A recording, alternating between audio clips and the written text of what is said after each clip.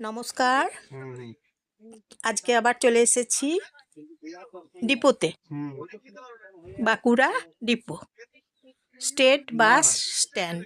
এখানে দেখুন পেট্রোল দেওয়া হয়। এই যে আছে, বাসগুলো পরপর সারি সারি লাইন দিয়ে দাঁড়িয়ে আছে, যখন টাইম হবে তখন ছাড়বে। এসি বাস আছে, দেখুন এসি বাসটাও ছাড়বে 3:15 12টার সময় করুণাময়ী আছে, 12টার করুণাময়ী, 1টার সময় করুণাময়ী আছে, 1টার করুণাময়ী।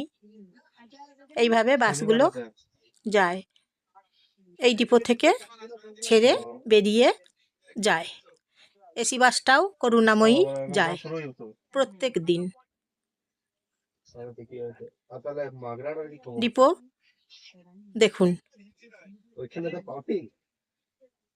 ডিপো হচ্ছে বাস স্ট্যান্ড। এখানে জানেন তো ক্যান্টিন আছে, খাবার ক্যান্টিন আছে, আপনারা এখানে ক্যান্টিনে খাবার খেতেও পারবেন।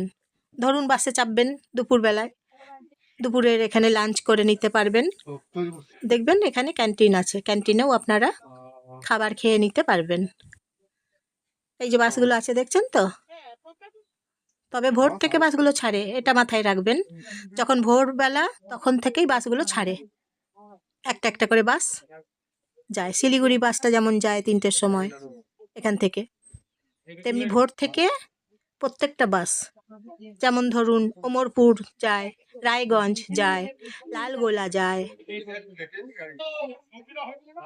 এইভাবে বাসগুলো এখান থেকে ছেড়ে যায় বাসের ভেতরে। এই যে দেখুন, এইটা হচ্ছে 1:30টার সময় ছাড়ে বাসটা, 1:30 বাঁকুড়া টু দুর্গাপুর, মানে বাঁকুড়া থেকে দুর্গাপুর এই বাসটা ছাড়ছে।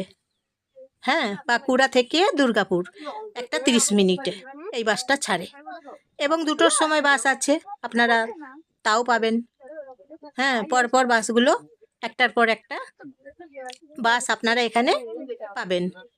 তাই ডিপোতে চাপতে এলে ভালো হয় যে আপনারা সিট পাবেন, নিজের সিট নম্বর ধরে বসবেন, সিট পেয়ে যাবেন, কোনো চাপ থাকবে না।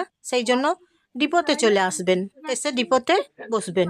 তাহলে কি হয় বলুন তো, আপনারা তাহলে ডিপোতে বসবেন, সিট পেয়ে যাবেন, তাতে সুবিধে হবে।